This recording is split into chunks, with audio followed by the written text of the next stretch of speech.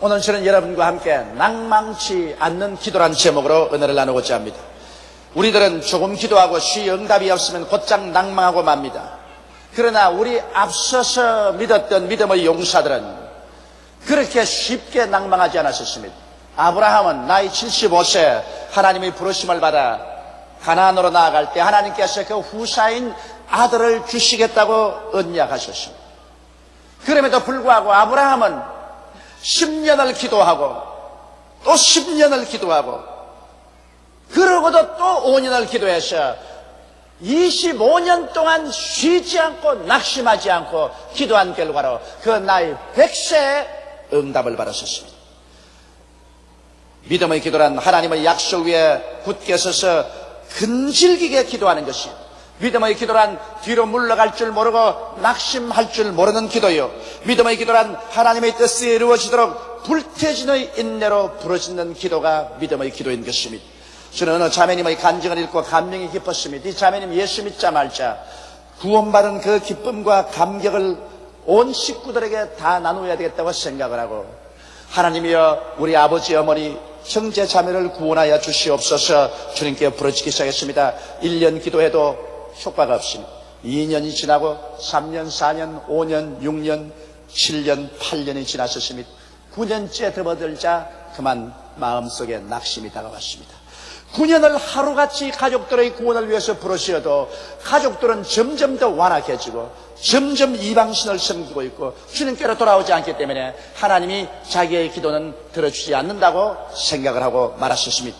그런데 어느 날 성회에 참석을 했는데 부흥 강사가 설교 중에 이런 간증을 하더랍니다. 나는 우리 가족과 식구의 구원을 받기 위해서 23년을 줄기차게 기도한 결과에 온 가족이 회개하고 주께로 돌아왔다는 것입니다.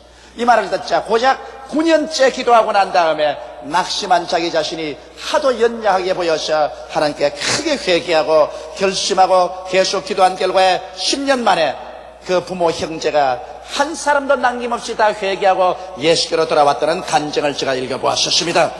이러므로 여러분, 우리가 하나님 앞에 기도할 때는 불태진의 각오를 가지고 기도해야 한다는 것입니다. 첫째로 구약에서 본 불태진의 기도의 예를 여러분께 말씀해 드리겠습니다. 구약 성경에 엘리야의 갈멜산 기도가 그 대표적인 하나의 기도인 것입니다.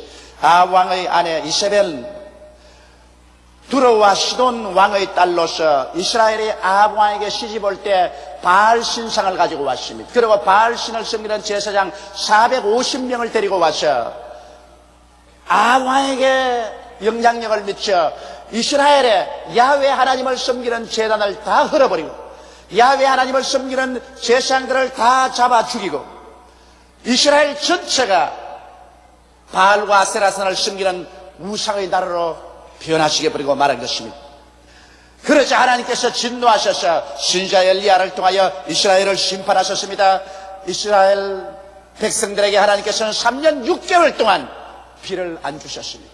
이래서 산천 초목이 다 타고 운물물이 다 말라버리고 사람들은 기갈과 기근에 취해서 수없이 죽어 가셨습니다. 3년 6개월이 지나자 엘리야가 갈멜산에서 아합 왕을 불러놓고 이스라엘에 와 있는 바알신 제사장 450명을 함께 불러놓고 시합을 했습니다. 바알이 참 하나님이냐 야훼가 참 하나님이냐 시합하자. 온 백성들이 다 모인 가운데서 단 2개를 쌓았었습니다. 하나는 야훼를 위해서, 하나는 바알을 위해서 쌓고 장작을 얹어놓고 제물을 갖다 놓고 그리고 기도해서 하늘에서 불로서 응답하여 그 제물을 태우는 신이 참신인 것을 증명하려고 했습니다.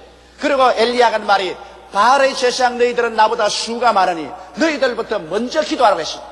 그래서 바알의 제사장들은 바알의 제단에 장작불을 놓을 준비를 하고 제물을 얹어놓고 그들은 그 주위를 뛰고서 춤추며 몸에 상처를 입혀 피를 흘리면서 부르짖었습니다. 바알이여 바알이여 불로서 응답하소서 불로서 응답하소서.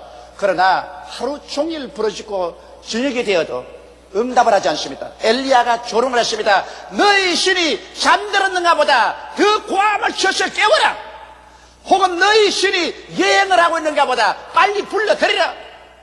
그 조롱을 받고 바알의 제사장들이 몸에 상처를 입히고 피를 흘리면서 부르짖어도 불은 임하지 않았습니다. 그러나 저녁 제사 지낼 쯤 되었을 때 엘리야는 사람들에게 물을 길러와서 그 재단에 붓고 그 주위에 도랑을 파고 거기도 물을 가득하게 붓고 그 다음엔 재물에도 물을 잔뜩 부어서 도저히 인위적으로는 불이 붙지 못하게 만들고 난 다음에 울었더랬습니다. 하나님이여, 내가 이렇게 하는 것은 야훼 하나님의 뜻에 따라 하는 것이요 이 백성을 돌이켜 하나님께로 돌아오게 하는 것인 줄 알게 하옵소서. 야훼 하나님이여, 불러서 이 재단에 응답하소서. 부르짖을 때 푸른 하늘에서 번개가 내리쳐서 재단을 때리니 재단의 모든 재물이 다 불타버리고 돌도 다 타고 그 주위에 도랑에는 물조차 다 불이 혈어서 핥아버리고 말았습니다. 그러자 백성들이 엎드려서 야훼 그는 참 하나님이라고 고함을 쳤습니다. 이럴 때 엘리야는 명령해서 450인 바알신을 섬기는 제사장들을 다 잡아서 기손 시내까지 내려가서 그들 목을 쳐서 죽이고, 그리고는 갈멜산에 올라가서 비를 달라고 기도하기 시작한 것입니다. 하나님이여, 이제 이 나라의 우상 숭배자들을 다 멸하셨으니 비를 주옵소서. 그런데 그가 그의 종하고 같이 가서 기도한데 얼마나 간절히 기도했던지 그의 허리가 휘어져서 다리 사이로 머리가 들어갔었습니다. 주여 피를 주소서. 그리고 그 종을 보고 산꼭대에 올라가서 무슨 증거가 있는지 보라. 올라가 보니까 푸른 하늘에 아무것도 안 보입니다. 주인이 올라가 보니 아무것도 안 보입니다. 그래, 하나님이여 비를 주소서. 두 번째 올라가 보라. 종이 또 뛰어 올라가 봤습니다. 아무것도 안 보입니다. 주인이여 아무것도 안 보입니다. 또 그런 부르짖어 기도하고 난 다음 세 번째 또 올라가 보라. 그가 올라가서 또 살펴보니까 푸른 하늘 이외에 아무것도 안 보입니다. 내려와서 투덜투덜한 말입니다. 주인님, 세 번째 올라가도 아무것도 안 보입니다. 그러자 엘리야는 또다시 간절히 부르짖어 난 다음 네 번째 또 올라가 보라. 주인님, 올라가 보나 마나입니다. 올라가도 아무것도 없습니다. 그래도 올라가 보라. 그래서 올라가서 또 살펴보니 푸른 하늘에 아무것도 안 보입니다. 내려와서 아무것도 안 보입니다. 그러자 엘리야는 또다시 엎드려 간절히 기도하고 난 다음 다섯 번째 너 또 올라가서 보라. 주인님, 이거 뭐 잘못된 거 아닙니까? 올라가봤자 보나 말합니다. 잔소리 말고 올라가 보라. 올라가서 보니 푸른 녹 같은 하늘에 아무것도 안 보입니다. 그럼 또 내려와서 아무것도 안 보인다 그러니까 또 엎드려서 간절히 계속해서 기도하고 난 다음 여섯 번째 또 올라가 보라고 말하니까 종이 고개를 슬레슬레 흔듭니다. 우리 주인이 기도하다가 정신이 돌았는가 보다. 아무리 올라가도 아무것도 안 보이는데 또 왜 올라가라 그러? 오늘 다리에 알만 가지겠다. 그러면서 그는 투덜투덜하고 올라가서 살펴보니 역시 녹 같은 하늘에 아무것도 보이지 않습니다. 그런데 내려와서 주인님, 내가 안 그럽니까? 여섯 번째 올라가도 아무것도 없는데 왜 자꾸만 기도를 하고 올라가라 합니까? 주인은 또 간절히 기도가 난 다음 일곱 번째 또 올라가라. 올라가나만 하지 뭐. 그래도 올라가라. 그래서 투덜투덜 올라갑니다. 올라가 보나 마나 뭐 새파란 하늘에 기도한다고 무슨 정상이 생길고. 그러면서 올라가서 이렇게 살아보니까 저 동해바다 끝에 사람 손바닥만한 구름 한 점이 떠 있거든. 그 내려왔습니다. 주인님, 뭘 봤느냐? 올라가서 보니까 저 많은 먼 바다에 사람 손바닥만한 구름 한 점 떠 있는데 그게 무슨 효과가 있습니까? 됐다. 하나님의 응답의 징조가 보인다. 빨리 임금에 가서 말하기를 병거를 준비하고 올라타고 시내로 질주하라 가라. 큰 비의 소리가 들린다. 그러자 그 조그마한 손바닥한 구름이 먹장구름으로 변해서 온 하늘을 젖더니만 하늘에서 몇성 병력이 치고 비가 쏟아져 내려와서 3년 6개월 동안 기갈에 처한 땅이 물로서 능하게 적셔버리고 말한 것입니다. 엘리야가 기도할 때 그는 한두 번 기도하고 낙심하지 않았었습니다. 그에게 증거가 나타날 때까지 그는 불태진의 기도를 한 것인 것입니다. 여러분과 나도 기도할 때 증거가 나타날 때까지 뒤로 물러가면 안 됩니다. 우리는 1000번이고 10,000번이고 증거가 나타날 때까지 하나님께 엎드려 기도해야 될 것입니다. 성경에 보면 다니엘의 21일간의 기도가 있습니다. 바사왕 고레스가 통치할 때 포로로 잡혀간 이스라엘 민족의 운명을 탄식하고 다니엘은 민족의 장래를 알기 위하여 히데겔 강가에 나가서 하나님께 부르짖게 됐습니다. 하나님이여, 이 민족의 운명을 가르쳐 주시옵소서. 그런 절식을 하면서 하나님께 부르짖게 되는데 한 주일 동안 기도해도 아무런 응답이 없었습니다. 보통 사람 같으면 물러가실 것입니다. 그러나 그는 근질기게 2주일째 기도했었습니다. 그래도 아무 응답이 없어 많은 동료들은 낙심하고 뒤로 물러갔습니다. 그는 계속해서 석 주일 들어가서 기도를 합니다. 19째 기도를 해도 아무 응답이 없고 20날이 되어도 응답이 없는데 20하루가 되자 갑자기 하늘에서 광채가 나고 찬란하게 천사가 광채를 내면서 나타나셨습니다. 그리고 하나님의 지극히 사랑받은 다니엘아, 너가 기도할 때 첫날에 너희 기도가 하늘에 상달되었으나 바사왕을 지키는 영적인 국군인 바사왕 악마의 군대가 나를 막아서 21일 동안 대치했었다. 그러나 군장 미카엘이 와서 나를 도와주므로 그 마귀의 신을 해치고 오늘 너에게 이 즐거운 소식을 가지고 내려왔다고 말한 것입니다. 만일 다니엘이 연단된 기도로서 근질기게 견디는 기도를 하는 것을 모르는 사람이었다면 한 일주일 기도하다가 마쳤으면 그의 기도는 응답되지 않고 말았을 것입니다. 그러므로 여러분, 구약에서 하나님의 위대한 손길을 움직인 사람들은 근질기게 기도한 사람이었습니다. 둘째로 우리 신약에서 불태진의 기도를 한 사람을 한번 살펴보십시다. 그는 헬라의 스로보니게 여인의 기도인 것입니다. 예수님께서 두로와 시돈에 쉬러 가셨습니다. 사람 몰래 쉬러 갔는데 예수님 왔다는 소문이 나자 수많은 병든 자들이 병 고치러 왔습니다. 예수님이 제 아들과 함께 길을 가는데 한 여인이 와서 고함을 칩니다. 다윗의 자손 예수여, 나를 불쌍히 보소서. 내 딸이 흉악히 병들었나이다. 내 딸이 귀신 들려 고통 중에 서니 고쳐주소서. 고함을 치고 따라옵니다. 그러나 예수님께서는 대답도 하지 않았었습니다. 주님께서는 아예 그 기도에 응답하려고 생각을 하지 않았었습니다. 그러자 이 여인 뛰어와서 제자들을 붙잡았었습니다. 나를 불쌍히 여기소서. 내 딸 하나 있는데 귀신 들려서 인사불성이니 내 딸을 도와주소서. 제 아들에게 얼마나 간청했던지 제 아들이 예수께 와서 중보를 했습니다. 주님, 이 여자가 너무나 비참하게 울고 간청하라니 좀 돌봐주시지요. 그럴 때 예수님은 단호하게 말씀합니다. 나는 이스라엘의 잃어버린 양 위에는 다른 데로 보내심을 받지 아니하였. 아직 때가 오지 아니하였. 십자가에 못 박인 이후로 이방인의 시대가 왔지, 십자가에 못 박이기 전에는 예수님은 이스라엘 백성들을 위해서 오신 것입니다. 그러므로 때가 안 왔으므로 이방인을 도와줄 수는 없다는 것입니다. 그래서 제 아들이 그 여인에 가서 말했습니다. 지금은 때가 아니라 주님이 이방인은 도와줄 수 없다고 말합니다. 그러자 여자는 제 아들을 해치고 난 다음에 예수님께 나와서 길을 막고 절하면서 주여 나를 도우소서 간청했습니다. 그럴 때 예수께서 그 여자를 바라보시고 난 다음 얼음장같이 찬 눈길로 이렇게 말씀했습니다. 자녀의 떡을 취하여 개들에게 던짐이 마땅치 아니하다. 이스라엘 백성은 하나님의 자녀여, 너희 이방인은 지금 개다. 개에게는 안 준다. 이쯤 했으면, 보통 사람 같았으면 뭐시 어쩌고 어째요? 기도 안 해주면 안 해줬지 개라고요?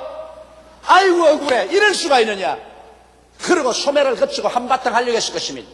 그러나 그 여인은 물러가지 않았습니다. 그 여인은 예수님 앞에 계속 엎드려서 길을 막고 말했습니다. 옳소이다 주님. 그러나 개들도 주인의 상에서 떨어지는 부스러기는 먹습니다. 이 얼마나 놀라운 말입니까? 얼마나 근질긴 기도입니까? 이 여인의 말이 맞지 않아요. 개들도 주인의 밥상 밑에 떨어지는 부스러기야 먹지 않습니까? 예수님이 그 말을 듣자마자 크게 감동해서 오 여인아, 내 믿음이 크도다.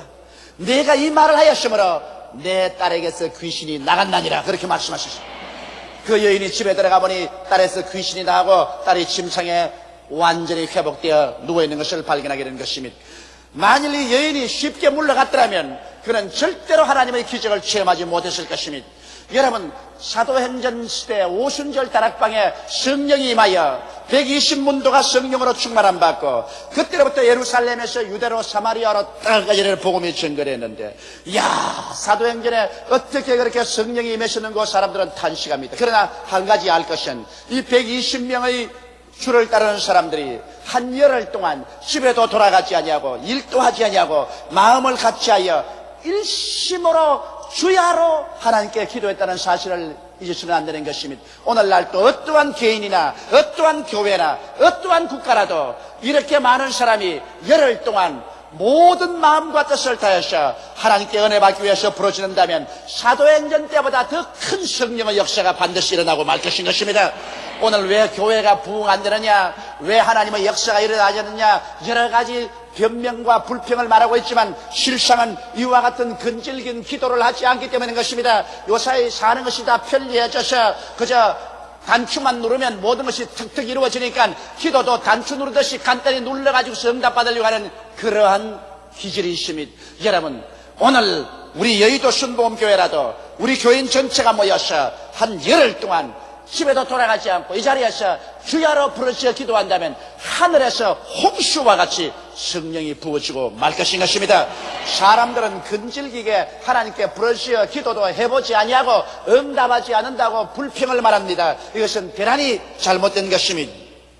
셋째로 예수님께서는 우리에게 누가복음 18장을 통하여 근질긴 기도를 하고 낙심하지 말라고 이러한 예를 들어서 설명했었습니다. 한 도시에 재판관이 있었는데 얼마나 냉정한 사람인지 하나님도 두려워하지 않고 사람을 무시하는 사람이었습니다. 그런데 그 도시에 가장 불쌍하고 사람들에게 멸시와 천대를 받은 도울 자 없는 과부 한 사람이 있었습니다. 이 과부가 억울한 일을 당했습니다. 그러나 아무도 그를 도와줄 친정도 시입도 없습니다. 이래서 이가 재판관에게 나와서 말했습니다. 재판관이여, 나의 원수에 대한 원한을 갚아주소서. 재판관이 웃었습니다. 웃기는 소리 하지 마라. 나는 하나님도 두려워하지 않고 사람도 무시하는데 너 같은 버림받은 과부의 기도를 내가 들을 테겠느냐. 그러고 무시해버렸습니다. 그런데 이 과부는 밤낮을 가리지 않고 이 집 문간에 삽니다. 아침에 출근할 때 나의 원수에 대한 원한을 갚아주소서. 재판소에서 퇴근하면 재판소에서 나의 원수에 대한 원한을 갚아주소서. 뒤를 따라오면서 계속 부르짖습니다. 이것이 하루가 아닙니다. 봄이 가고 하마나 안 그러겠지 싶었는데 계속합니다. 여름이 오고 여름이 가고 그래도 계속해서 부르짖습니다. 가을이 오고 가을이 가고 계속 부르짖습니다. 찬바람 부는 겨울이 오고 겨울이 가도 계속 부르짖습니다. 나중에 재판관이 신경쇠약증이 걸릴 지경입니다. 이제 이 여자만 보면 간이 털컥 내려앉고 잠을 자도 꿈에도 이 여자가 나타나서 부르짖고 아예 식은땀이 나고 견딜 수가 없습니다. 그래서 그가 나중에 하는 말이, 내가 하나님을 두려워하지 아니하고 사람을 무시하지만은 이 여자가 밤낮으로 와서 내게 부르짖어 나를 번거롭게 하니 내가 견딜 수가 없다. 그러므로 이 여자의 원한을 풀어주고 내 단잠 좀 자야 되겠다.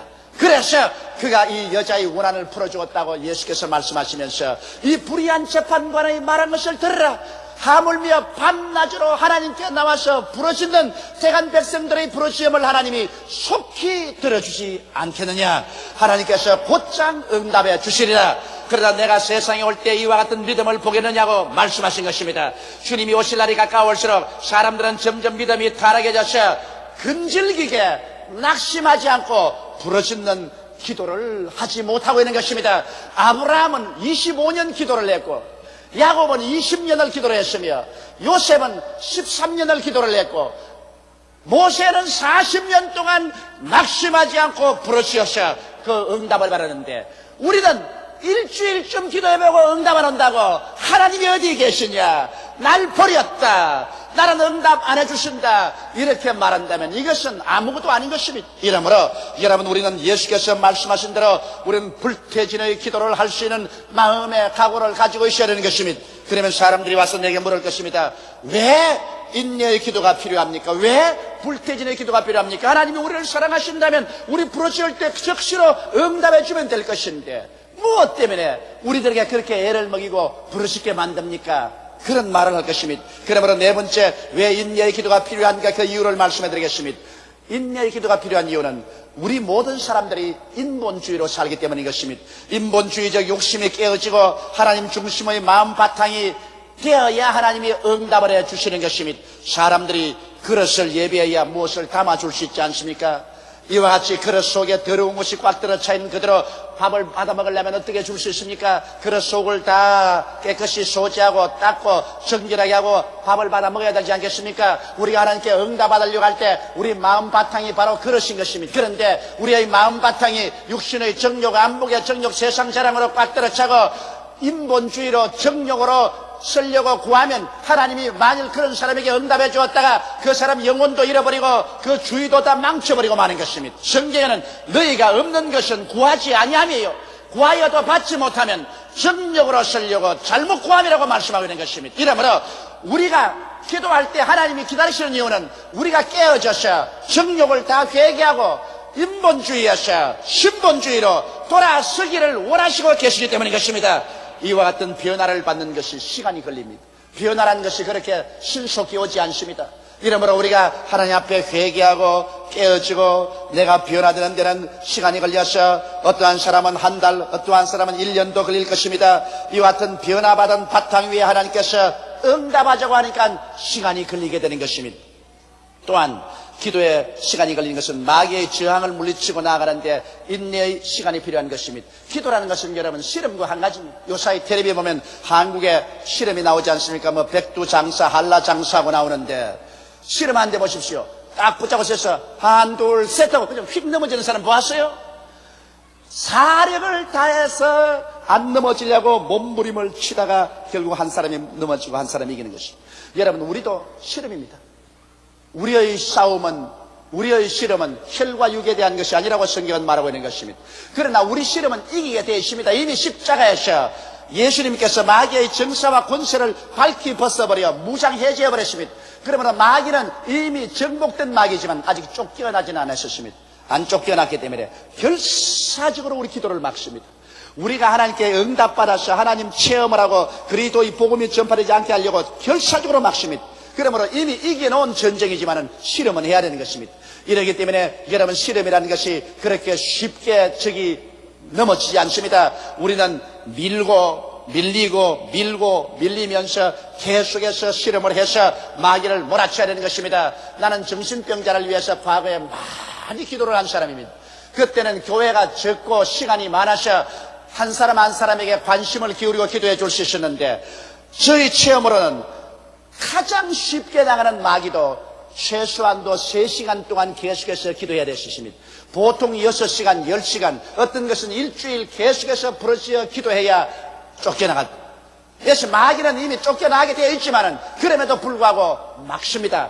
다니엘이 20하루 동안 기도할 동안에 21일간 마귀는 다니엘의 기도가 응답받지 못하도록 막고 있는 것입니다. 이러므로 여러분 최소한도 어떠한 일 한 가지를 기도할 때는 다니엘의 기도는 해야 될 것입니다. 20하루 동안만 계속해서 뒤로 물러가지 않고 부르짖어 기도해서 마귀의 진을 깨뜨려야 될 것입니다. 이러므로 기도는 마귀와 씨름하는 것이기 때문에 쉽게 포기하시는 그 씨름에 지고 말 것입니다. 여러분과 나는 이미 이기게 되어 있습니다. 성경은 말씀하기를 너희는 저를 이겼나니 이는 너희 안에 계시니까 세상에 있는 이보다 크심이라고 말씀하고 있는 것입니다.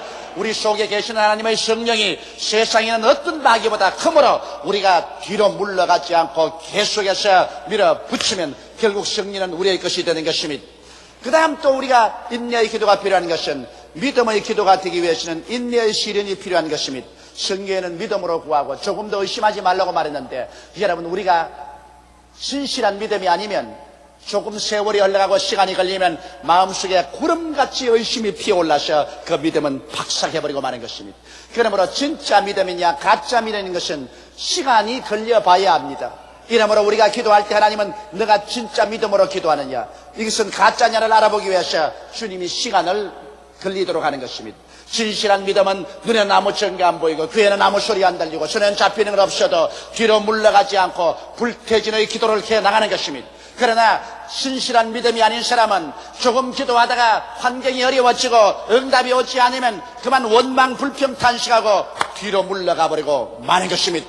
그러므로 진실한 믿음인가 시험해 보기 위해서는 시간이 걸립니다. 이러므로 사랑하는 성도 여러분, 여러분과 나는 굉장히 많은 문제들을 가지고 있습니다. 가정 문제, 개인 문제, 생활 문제, 사업 문제, 나라의 문제들을 가지고 있습니다. 우리의 기도는 하나님의 보좌를 움직입니다. 우리의 기도는 하나님의 팔을 움직이며 하나님은 우리 개인과 역사의 운명을 좌우하는 것입니다. 그러므로 예수 믿는 사람이 가지고 있는 무기는 원자타이나 수수탄보다 더 무섭습니다. 왜? 우리의 기도가 하나님의 손길을 움직이기 때문인 것입니다. 하나님의 손이 움직이면 온 지구 전체가 들썩거리는 것입니다. 이러므로 성도의 기도를 통해서 여러분 개인이나 가정, 생활이나 사업, 그 사회나 국가나 세계의 운명이 변화되는 것입니다. 이러기 때문에 여러분과 내가 하나님께 기도할 때 뒤로 물러가지 않은 불태진의 기도를 하게 되시기를 주의 이름으로 축원합니다.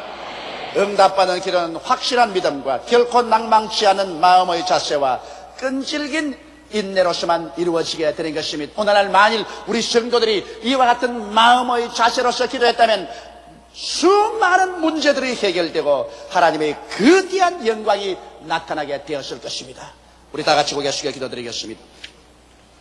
거룩하시고 영광스러우신 우리 아버지 하나님, 우리는 하나님을 믿는다고 하면서 우리는 너무나 쉽게 낙심하고 뒤로 물러갔습니다. 아버지, 옛날에 우리 선조들이 10년이고 20년이고 30년이고 40년이고 뒤로 물러가지 않고 근질긴 인내로 기도한 그 기도를 우리가 배우게 하여 주시옵소서. 내 아버지 하나님이시여, 우리가 하나님의 뜻을 알면 그 뜻을 붙잡고서 하나님 보좌 앞에 나아가 결코 아니라는 대답을 받지 말고 예라는 대답이 나올 때까지 부르짖는 우리들이 되게 도와주시옵소서. 그래서 우리가 변화받고 마귀의 진을 깨뜨리고 진실한 믿음의 연단을 통해서 하늘나라가 우리에게 이루어지게 하여 주시옵소서. 예수님 이름으로 간절히 기도드리옵나이다. 아멘. 오늘 전 여러분과 함께 우리의 가나안은 어딘가, 이 제목으로 은혜를 나누고자 합니다. 430년 동안 애굽 땅에서 가진 멸시와 천대를 받고 살아왔던 이스라엘 백성들이 하나님 종 모세를 통해서 기가 막힌 기쁜 소식을 듣게 되었습니다. 그것은 아브라함의 하나님, 이삭의 하나님, 야곱의 하나님이 하나님의 종 모세를 통해서 종살이하던 애굽에서 이끌어내어 젖과 꿀이 흐르는 가나안 땅으로 인도해 주시겠다는 것입니다. 그들은 젖과 꿀이 흐르는 땅을 약속받았지만은 출발하자마자 하나님께 반역하고 불순종하고 불신앙함으로 말미암아 처음 나왔던 300만 명은 광야에서 40년 방황하다가 다 죽고, 그 후손들이 들어가 땅을 차지하시나 곧장 하나님을 배반하고 바알과 아세라를 섬기다가 아수르와 바벨론의 포로로 잡혀가고 국민은 산지사방 흩어지고 땅은 황폐해지고 마른 것입니다. 하나님께서는 이스라엘 백성들이 하나님의 말씀대로 믿고 순종해서 가나안을 점령하지 않았기 때문에 탄식해서 그 사자를 보내서 이렇게 경고했습니다. 성경 사사기 2장 1절로 5절에 보면 하나님의 사자가 불순실한 이스라엘 백성들을 꾸짖고 계십니다. 여호와의 사자가 길갈에서부터 복임에 이르러 가로되 내가 너희로 애굽에서 나오게 하고 인도하여 너희 열조에게 맹세한 땅으로 이끌어왔으며 또 내가 이르기를 내가 너희에게 세운 언약을 영원히 어기지 아니하리니 너희는 이 땅 거민과 언약을 세우지 말며 그들의 단을 헐라하였거늘 너희가 내 목소리를 청종하지 아니하였도다. 그리하면 어찌미뇨. 그러므로 내가 또 말하기를 내가 그들을 너희 앞에서 쫓아내지 아니하리니 그들이 너희 옆구리에 가시가 될 것이며 그들의 신들이 너희에게 올무가 되리라 하였노라. 여호와의 사자가 이스라엘 모든 자손에게 이 말씀을 이르매 백성이 소리를 높여 운지라. 그러므로 그곳 이름을 복임이라 하니라. 무리가 거기서 여호와께 제사를 드렸더라. 구약의 이스라엘 백성은 하나님의 복음을 들었으나 믿음과 순종을 화합하지 아니하므로 누리지 못하고 가나안 땅을 완전히 점령하지 못했었습니다. 그런데 여러분, 오늘날 우리 인류들은 아담과 하와 이후로 원수 마귀의 땅 애굽 세상에서 종살이하고 살아왔습니다. 그런데 지금부터 2000년 전에 하나님의 아들 예수님이 오셔서 우리에게도 기막힌 아름다운 소식을 전해주신 것입니다. 우리 주님께서 우리에게 이제 십자가를 통하여 가나안 땅을 허락해 주셨습니다. 그리고 믿음과 순종으로 들어가서 이 가나안 땅을 점령하라고 말씀을 하셨습니다. 그럼 주님께서 이 땅을 우리에게 주심과 동시에 또한 우리에게 구약시대 이스라엘 사람처럼 주어진 가나안 땅도 점령하지 못하는 불신앙과 불순종의 사람이 되지 말라고 이처럼 경고하고 있습니다. 히브리서 4장 1절로 2절에 그러므로 우리는 두려워할지니 그의 안식에 들어갈 약속이 남아있을지라도 너희 중에 혹 미치지 못할 자가 있을까 함이라. 저희와 같이 우리도 복음 전함을 받은 자이나 그러나 그 들은 바 말씀이 저희에게 유익되지 못한 것은 듣는 자가 믿음을 화합치 아니함이라고 말씀하고 있는 것입니다. 그러면 오늘 우리는 어떻게 해야 하나님께서 우리에게 주신 이 가나안 땅을 점령할 수 있을까요? 우리의 조상 아담과 하와가 하나님을 반역하고 먹지 말라는 선악과를 따먹고 타락했을 때 이 세상은 하나님의 저주를 받아서 완전히 절망에 처하고 마는 것입니다. 이러므로 아담과 하와의 범죄와 반역을 통해서 인간은 태어날 때부터 벌써 영적으로 죽어서 태어나게 된 것입니다. 아담과 하와는 하나님을 반역하자마자 그 영이 죽었습니다. 그리고 아담과 하와의 자손으로 태어난 사람은 벌써 어머니 뱃속에서부터 영적으로 죽은 상태에서 태어나게 된 것입니다. 그래서 아담 안에서 우리가 종으로 이 세상에 태어나서 영은 죽었고 생활은 저주 속에 살게 됐었습니다.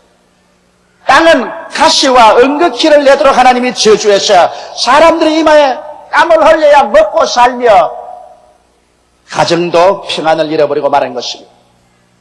그리고 육신은 흙이니 흙으로 돌아가라는 저주를 받았기 때문에 사람들은 병들고 몸은 분해되고 흙으로 돌아가는 비극을 체험하게 된 것입니다. 이것이 이 세상에서 인간이 범죄하고 받은 심판이요 종살이인 것입니다. 누가 이 아담과 하와가 하나님께 범죄함으로 가져온 이 종살이에서 해방시켜 줄 수 있습니까? 이스라엘 백성이 애굽에서 종살이 할 때는 하나님께서 모세를 보내서 인도해 주었는데 오늘날 인류가 마귀의 세상에서 종살이 하는데 하나님께서는 그 아들 예수님을 보내주셔서 우리를 이 종살이에서 인도해내어 적과 꿀이 흐르는 십자가 및 가나안으로 이끌기를 원하신 것입니다. 성경은 말씀하기를 하나님이 세상을 이처럼 사랑하사 독생자를 주었으니 누구든지 저를 믿으면 멸망하지 않고 영생을 얻으리라고 말씀하셨습니다. 이러므로 예수 그리스도를 통해서 십자가에서 하나님은 우리를 마귀의 종살이에서 해방시켜 주시기를 원하신 것입니다. 예수님은 양손과 양발에 대못이박이 몸짓고 피를 흘리심으로 말미암아 하나님 앞에서 우리의 죄를 다 청산하시고 값주고 하나님 앞에서 백성들을 샀었습니다. 그래서 오늘 우리에게 자유를 선포하셨습니다. 이제는 포로된 자에게는 자유를, 눈먼 자는 다시 보게 함을 전파하며 눌린 자는 자유케 하고 하나님의 은혜의 해를 전파하는 새로운 가나안 땅을 주님께서 이 백성들에게 주신 것입니다. 우리는 예수 그리스도의 십자가 밑에 나아가서 죄사함을 받는 가나안 땅을 얻게 됩니다. 예수 십자가 밑에 가서 하나님과 화목되고 성령으로 충만함 받고 성령의 은사와 열매를 체험하는 가나안 땅을 우리에게 허락해 주셨습니다. 우리는 예수로 말미암아 가지가지 육신의 질병에서 고침을 받아 건강을 가지고 이 땅에 주어진 연수를 살아갈 수 있는 가나안 땅을 얻었었습니다. 우리는 저주에서 해방을 얻어 낭패와 실망과 고통에서 하나님의 도움을 받아 범사에 형통하고 잘 때는 가나안의 약속을 또 하나님께로부터 받았었습니다. 그리고 우리는 장차 주님께서 예비한 영생천국에 들어가서 영원히 살아갈 수 있는 위대한 언약의 가나안을 받아들인 것입니다. 옛날 이스라엘 백성들에게 하나님이 팔레스타인의 젖과 꿀이 흐르는 땅을 주신 것처럼 오늘날 우리에게는 십자가 밑에서 주님은 오중복음의 가나안 땅을 우리에게 허락해 주신 것입니다.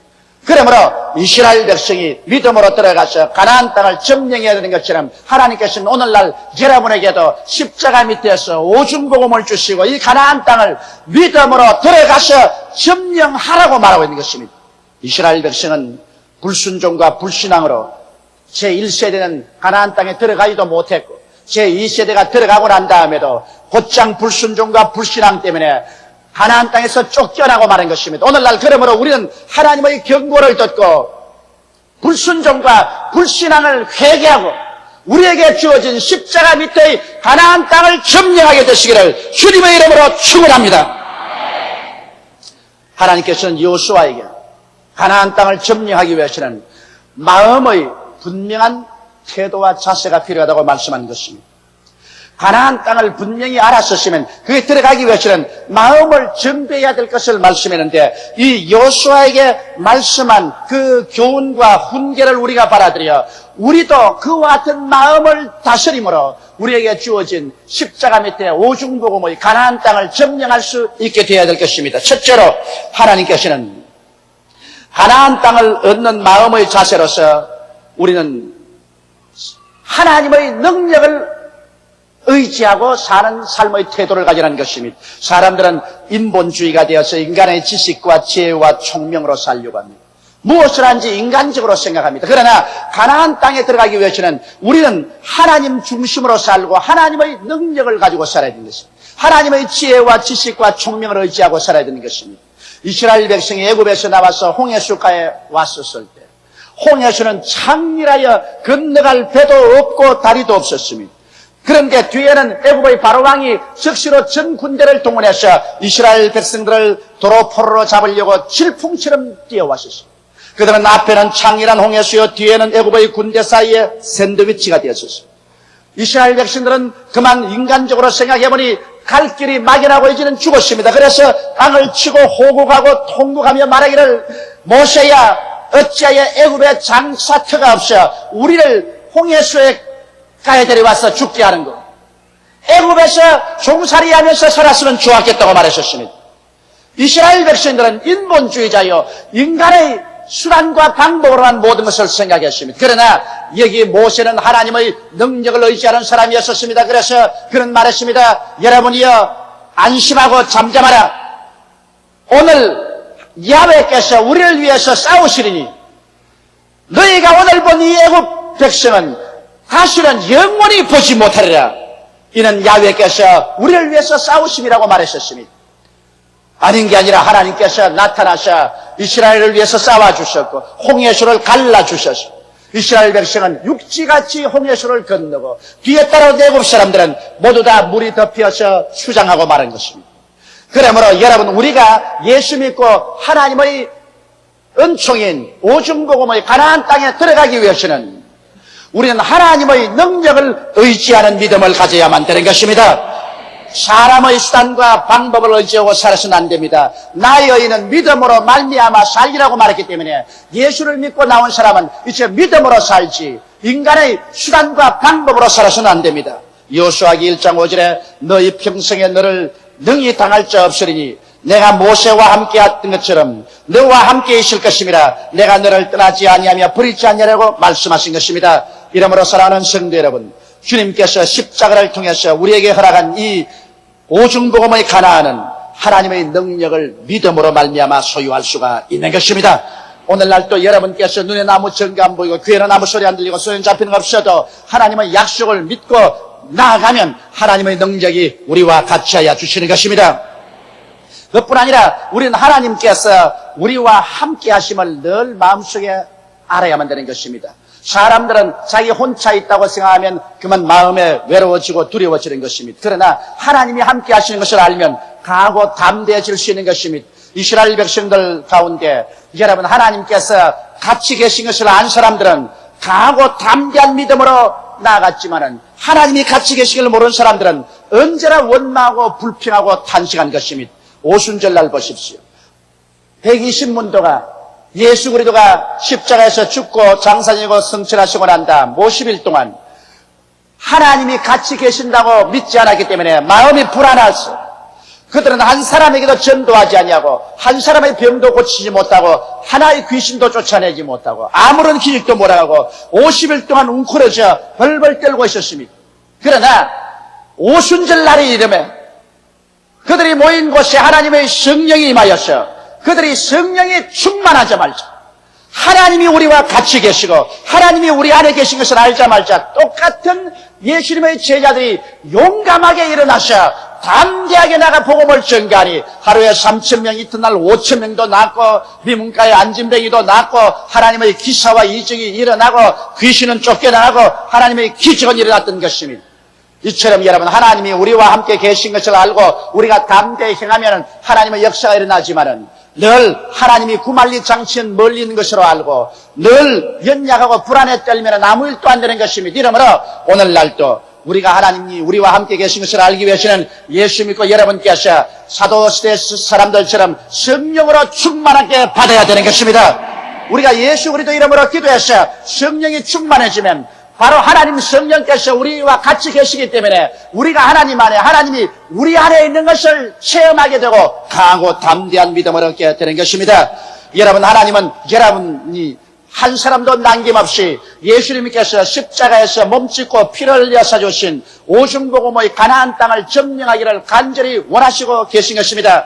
성경에는 사랑하는 자여 내 영혼이 잘됨같이 내가 범사에 잘되며 강건하기를 내가 간구한다고 말하셨습니다. 하나님께서 간절히 소원하고 있는 것입니다. 우리가 믿음과 순종으로 십자가 밑에 나가 오중복음을 받아들이기를 주님께서 간구하고 계신 것입니다. 하나님이 이스라엘 백성이 가나안 땅을 점령하기를 구수 소원한 것처럼 여러분과 나도 하나님이 주신 이 오중복음을 소유하게 되시기를 간절히 소원하고 있는 것입니다. 이러므로 우리는 하나님의 능력을 믿음으로 의지하고 나가서 하나님이 주신 이 은혜를 소유해야만 되겠습니다. 둘째로 우리는 마음을 강하게 하고 극히 담대히 하라는 하나님의 교훈을 받아들여야 되는 것입니다. 하늘나라는 보는 것으로 행하지 않고 믿음으로 행합니다. 그러므로 눈에는 아무 증거 안 보이고 귀에는 아무 소리 안 들리고 손에는 잡히는 것 없어도 우리는 믿습니다로 나가기 위해서는 마음이 강하고 극히 담대해야 되는 것입니다. 여러분, 하늘나라는 마음이 강하고 담대하지 못하면 믿음으로 견뎌내지를 못합니다. 약한 마음을 가지고는 아무 일도 못해요. 약한 마음은 불안과 공포에 뜨는 마음인데 이스라엘 백성이 가데스 바네아에서 12정탐꾼을 가나안 땅에 보내서 40일 동안 정탐하고 돌아오게 했는데 그 중에 10명은 와서 보고하기를 우리가 가본 땅은 산은 높고 골은 깊고 성벽은 하늘을 찌를 깎고 그곳에 사는 사람들은 네피림의 후손 아낙 자손 대장부라 우리가 비교해보니 우리는 여치새끼 같더라. 우리는 거기에 들어가지 못한다. 우리가 쳐들어가다가는 우리 처자가 잡히고 우리는 다 전멸당할 것이라고 말했었습니다. 그들은 약한 마음을 품고 있었습니다. 왜냐하면 그들은 하나님의 약속의 말씀을 가지고 사물을 보지 않고 인간의 생각으로 사물을 보았었습니다. 인간의 자로서 사물을 재고 하나님의 말씀으로 사물을 재지 못했었습니다. 그러나 여호수아와 갈렙은 그렇게 말하지 않았었습니다. 그들은 같이 10정탐꾼과 40일주 40야를 정탐하고 돌아와서 보고하기를 아니라 우리가 들어가서 점령하자. 그 땅 주인은 그들을 떠났고 그들은 우리의 밥이라 우리가 들어가서 점령하자고 말하셨습니다. 여기에 불안과 공포에 뜨는 10정탐꾼은 하나님이 다 그 자리에서 멸해버리고 그들 말을 들은 이스라엘 백성은 다 광야로 회진시켜 40년 동안 광야에서 방황하다가 다 죽게 만들었습니다. 그러나 오직 강하고 담대한 믿음을 가진 여호수아와 갈렙은 하나님이 살려주어서 80에 그 후손들을 데리고 가나안 땅에 들어가게 한 것입니다. 이러므로 불안과 공포에 뜨는 마음을 가지고는 하나님이 주신 약속의 땅을 점령할 수가 없는 것입니다.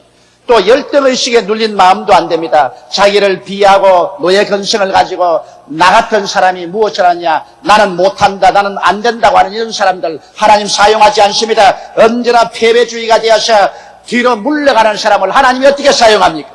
여러분, 하나님께서는 예수 믿고 성령 충만한 사람은 그 사람의 신분 고하를 불구하고 강하고 담대한 믿음을 가지고 나갈 때 사용하여 주시는 것입니다.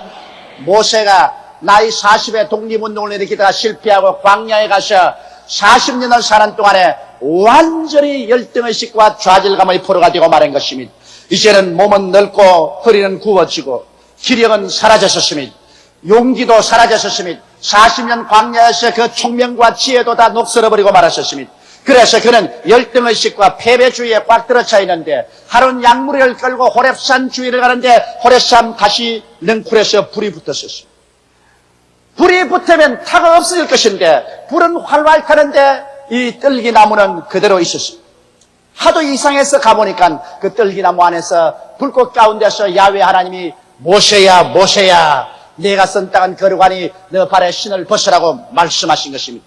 여기에서 하나님께서 모세에게 가르친 중대한 교훈이 있습니다. 하나님께서 백향목나무에서 말씀하지 아니하시고 무화과나무 가운데 말씀하지 않으시고 광야의 뜰기나무에 임하여서 말씀한 것은 뜰기나무란 광야에서 아무 자에도 쓸데없는 나무입니다.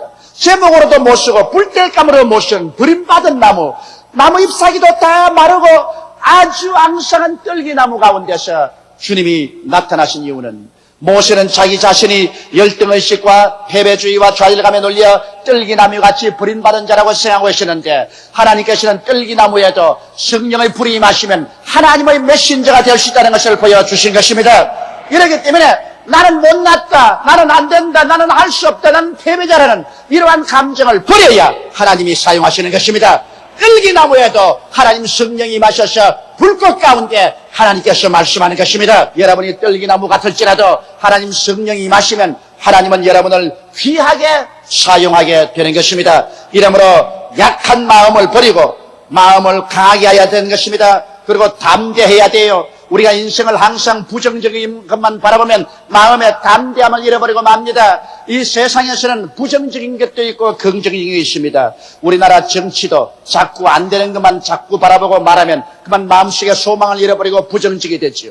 우리나라 경제도 어려운 국제 환경과 여러 가지 사회 환경을 바라보고 부정적인 말만 하면 그만 소망을 잃고 부정적이 되어버리고 마는 것이요. 담대한 마음이 없어지는 것입니다. 우리는 우리의 가정이나 우리의 정치나 우리 사회 경제나 모든 것에 긍정적인 것을 찾아보아야만 되는 것입니다. 안 되는 것을 찾아서 원망하지 말고 되는 것, 잘 되는 것, 희망적인 것을 찾아서 우리가 긍정적인 마음의 자세를 가져야 마음에 강하고 담대해지고 이런 사람을 하나님께서 사용하는 것입니다. 그래서 목표를 정하고 우리는 적극적으로 실천해 나갈 때 하나님이 도와주시는 것이요. 용감한 마음을 가지고서 할 수 있다, 하면 된다, 해보자고 기도하고 나가는 그런 사람을 하나님께서 축복하여 주시는 것입니다. 이러므로 약한 마음을 갖고 패배주의를 갖고 긍정적이지 않되고 적극적인 마음도 없고 늘 뒤로 물러가는 사람은 우리 하나님께서 절대로 사용할 수가 없는 것입니다. 이러므로 오늘 예수 믿는 여러분은 하나님이 우리에게 주신 십자가 밑에 오중복음의 가나안 땅을 점령하기 위해서 하나님의 능력을 의지하고 그리고 마음을 강하게 하고 극히 담대해야 하는 여러분 되시기를 주의 이름으로 축원합니다. 셋째로 우리가 하늘나라에 들어가서 하나님의 영광을 누리기 위해서는 이 땅에서 하나님의 말씀을 양식으로 삼아야 되는 것입니다. 우리 육신이 밥을 먹지 아니하면 얼마 있지 아니하여 죽어버린 것처럼 사람의 영도 하나님의 영의 양식인 말씀을 먹지 않고는 절대로 살아남을 수가 없는 것입니다. 이 성경 창세기부터 요한계시록까지는 하나님의 말씀인 것입니다. 어떠한 목사도 장로도 권사도 집사도 평신도도 하나님 말씀을 등한히 하고 이를 읽고 묵상하고 이 속에 살지 아니하면 그 영혼은 죽어버린 것입니다. 그는 형식적인 목사요, 형식적인 장로, 권사, 집사로 성도라고 남아있을지 몰라도 벌써 그 영혼은 말라 빠져 죽어버린 것입니다. 우리가 정말 하나님의 예비하신 가나안 땅에 들어가서 믿음으로 살려면 영의 양식을 끊임없이 먹어서 우리 마음속에 하나님이 주시는 믿음, 소망, 사랑, 밝고 맑고 환한 생활의 태도가 충만해야 되는 것입니다. 그러므로 여러분 하나님 말씀을 등한히 하지 마십시오. 이 말씀이 얼마나 귀한지 말로 다 할 수가 없습니다. 그러므로 매일같이 하나님 말씀을 읽는 것을 여러분 등하지 마십시오. 여호수아에게 말하기를 이 율법책을 내 입에서 떠나지 말게 하고 주야로 그것을 묵상하고 거기에 있는 것을 행하면 내가 모든 일에 형통하리라고 말씀하신 것입니다. 이러므로 사랑하는 성도 여러분, 주일 한번 교회 와서 말씀 듣고 그로서 일주일 동안 성경 말씀을 멀리하는 삶을 살지 말고 하나님의 말씀을 매일같이 묵상하십시오. 묵상한다는 것은 하나님 말씀을 읽을 때 내 마음에 부딪히는 말씀을 그 단어를 찾아보고 깊이 생각해보고 그것이 내게 무슨 의미가 있는지 알아보고 그 말씀의 맛을 씹어보는 것을 말하는 것입니다. 그냥 근성으로 듣고 넘어가는 것이 묵상이 아닙니다. 사람들은 말씀을 묵상하라면 잘 안 하지만 자기가 원통한 일 당하든지 미운 사람이 있으면 밤에 잠자리에 들어갈 때 벽에 베고서 그것을 자꾸 묵상합니다. 그럴 수가 있느냐, 어찌 두고 보자, 내가 원수를 안 갚는가 보자. 미운 것은 묵상 잘하는데 하나님의 말씀을 묵상하려면 근성으로 지나가 버리고 마는 것입니다. 잠자리에 들어갈 때 여러분 원한에 찬 묵상은 하지 말고 하나님의 말씀을 하나 마음속에 가지고서 들어가서 잠들 때까지 그 말씀을 되짚어보고 말씀의 단꿀을 다 빨아먹는 여러분 되시기를 주의 이름으로 축원합니다. 말씀을 묵상해야 그 말씀이 여러분에게 영적인 양식이 되어지는 것입니다. 그리고는 말씀을 입으로 시인해야 됩니다. 자기가 듣도록 입으로 말씀을 시인하고 다른 사람이 듣도록 하나님의 약속의 말씀을 시인해야 됩니다. 저는 언제나 말씀을 시인하는 기도를 드립니다. 야훼 하나님은 나를 위해서 예비하시는 하나님이다. 야훼 하나님은 나의 의사가 되신다. 야훼 하나님은 나의 승리의 깃발이 되시고 야훼 하나님은 나에게 평화가 되시고 나의 목자가 되시며 나를 의롭게 하시고 하나님은 항상 나와 같이 계신다. 저는 기도할 때마다 입으로 시인합니다. 입으로 시인할 때 이 말씀이 내 믿음을 강하게 해주시고 또 듣는 자라에게 용기를 갖게 하고 믿음을 얻게 만들어주는 것입니다. 그리고는 하나님 말씀을 실천하십시오. 하나님 말씀을 실천하지 아니하면 그것은 죽은 믿음입니다. 행함이 없는 믿음은 죽은 믿음입니다. 하나님 말씀을 내가 듣고 읽고 깨달은 것을 우리의 생활 가운데 담대하게 실천할 때 하나님은 그 실천한 사람을 쫓아서 하나님의 기사와 이적을 베풀어 주시는 것입니다. 이래서 좌로도 우로도 치우치지 말고 말씀에 서서 우리가 나아가면 하나님께서 그리스도 예수 안에서 우리에게 허락해 주신 오중복음의 가나안 땅을 점령할 수가 있는 것입니다. 성경에는 세례 요한 때부터 지금까지 천국은 침노를 당하나니 침노하는 자는 빼앗느니라고 예수께서 친히 말씀하신 것입니다. 그러므로 하나님께서 우리에게 주신 천국인 십자가 밑의 오중복음은 우리가 담대한 믿음과 기도로서 침노에 들어가야 되는 것입니다. 침노라는 것은 인정사정 보지 않습니다. 전쟁에 침노하는 자가 어떻게 인정사정 다 보고 전쟁합니까? 전쟁할 때는 인정사정 보지 않고 막 밀고 들어가는 것처럼 우리 믿음으로 침노에 들어가서 하늘나라는 내 것으로 빼앗으라고 말씀하는 것입니다. 그렇지 아니하면 옛날 이스라엘 백성들에게 하나님이 가나안 땅을 주었지만은 그들이 담대하게 침노에 들어가서 가나안 칠족으로부터 그 땅을 빼앗지를 못하고 타협을 하고 뒤로 물러가고 약한 마음을 품었다가 그들은 가나안 땅을 점령해서 그곳에 행복하게 자손되도록 살지를 못한 것입니다. 오늘 또 하나님께서는 그리스도 십자가를 통하여 여러분과 나에게 오중복음의 기름진 땅을 주셨습니다. 여러분은 이 시간에 믿음으로 들어가서 이것을 빼앗아 소유해서 여러분 영혼이 잘됨같이 범사에 잘되며 강건할 뿐 아니라 이것을 가지고 천하 만국에 복음을 전가하는 자원이 되게 하시기를 주의 이름으로 축원합니다. 다 같이 오겠어요. 기도드리겠습니다. 전능하신 하나님 우리 아버지, 이스라엘 백성들에게 하나님께서 젖과 꿀이 흐르는 가나안 땅을 주셨으나 그것이 그들에게 유익되지 못한 것은 믿음과 순종으로 화합지 않고 반역하고 불평하고 원망하고 담대하지 못해서 뒤로 물러가고 타협해서 결국에는 그 땅을 잃어버리고 말았었습니다. 하나님 아버지, 예수님께서 십자가에 몸짓고 피를 흘려서 우리에게 대속으로 오중복음의 가나안 땅을 주셨지만은 우리도 불순종 불신앙하고 담대한 마음을 잃어버리고 늘 뒤로 물러가고 타협하면 이 하나님의 은혜를 누리지 못하고 마귀에게 빼앗겨버리고 말 것입니다. 우리 아버지, 오늘 예수 이름으로 간구하오니 이스라엘 백성들의 전체를 밟지 않게 도와주시옵소서. 우리가 오중복음이 우리의 가나안 땅이라는 것을 알았었으면 우리는 하나님을 믿고 하나님의 능력을 의지하고 살게 도와주시옵시고 마음을 강하게 하고 담대하게 도와주시옵시고 늘 하나님 말씀을 묵상하고 그 가운데 모든 말씀을 지켜 행함으로 하나님이 주신 가나안 땅을 다 우리가 점령해서 우리 스스로가 살고 남을 살리는 위대한 기적의 역사가 일어나게 도와주옵소서. 우리 주 예수님 이름으로 기도드리옵나이다. 아멘. 저는 오늘 이 시간에 여러분과 함께 부모와 어린이라는 제목으로 은혜를 나누고자 합니다. 우리는 해마다 어린이 주간을 맞이하게 되면 문득 어린이가 우리들에게 정말 있었구나 새삼스럽게 생각하게 되는 것입니다. 그처럼 우리는 너무나 생활에 쫓기고 어른들의 생활 속에만 살아왔기 때문에 어린아이에 대해서 무관심하고 지나올 때가 많았었습니다. 그러나 언제까지 그와 같은 태도로 살아갈 수는 없습니다. 왜냐하면 우리 주변의 어린이들은 어른들의 무관심 속에서 순식간에 청소년으로 장성하고 부모의 품을 떠나고 맙니다. 그리고 그들은 어른들이 돌봐주지 않은 만큼 영적 정신적인 공해 속에서 찌들어진 채로 자라나고 있는 것입니다. 오늘날의 시대는 비행 청소년의 문제가 사회적 국가적 규모로 커져가고 있습니다. 청소년들의 담대하고도 몰인정한 강도, 강간, 살상 행위나 범죄 이야기는 이제 신문의 사회면의 다반사처럼 장식하고 있는 것입니다. 해가 갈수록 어린 및 청소년의 문제는 심각해져만 가고 있습니다. 이제는 더 이상 이대로 우리가 방치하고 살아갈 수가 없습니다. 우리는 눈, 코, 뜰 사이 없이 어른들의 세계 속에만 살아가지 말고 일단 발걸음을 멈추고 어린아이들의 외침과 울부짖음과 탄식과 고통에 귀를 기울여 보는 우리들이 되어야 되겠습니다. 왜냐하면 어린이는 바로 우리 생명의 연장이며 장래의 희망이며 조국의 내일이 저들에게 있기 때문인 것입니다. 우리는 먼저 이 성경 가운데서 하나님이 어린아이에 대해서 어떻게 생각하고 계신지 알아봐야 되겠습니다. 우리들이 집에서 기르는 자녀들에 관해서 하나님은 무엇으로 생각하고 계시는가?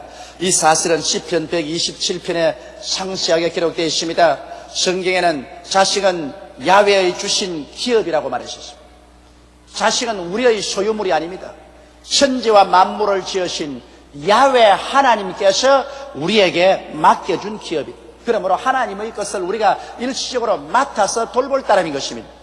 요사이 신문에 보면 가끔 어머니나 아버지가 생활에 비관해서 자살할 때 어린아이들을 동반해서 죽는 사건을 봅니다. 마치 어린이가 자기 개인의 소유물처럼 생각하고 자기가 싫은 세상, 어린아이도 싫을 것이라 생각하고 무력한 어린이를 죽입니다. 이것은 중대한 범죄입니다. 자기가 낳았다고 해서 자기 자식이 아닙니다. 하나님께서 우리에게 맡겨준 기업인 것입니다. 이러므로 어린이는 하나님께로 받은 선물이기 때문에 언제나 하나님 앞에서 길러야 됩니다. 성경은 말하기를 그 어린아이를 돌보는 천사가 매일같이 하늘에 계신 아버지를 만나본다고 예수님이 말씀하셨습니다. 그런데 이 어린이를 하나님께서는 희한한 말로 표시했습니다. 사랑하는 자녀라 이렇게 말하지 않냐시고 하나님이 주신 기업이라고 말했습니다. 기업이라는 것은 영어로는 헤리티지라는 것으로서 상속물이다, 산업을 말하는 것입니다. 여러분, 기업이라는 것은 우리가 먹고 살기 위해서 경영하는 사업을 말하는 것입니다.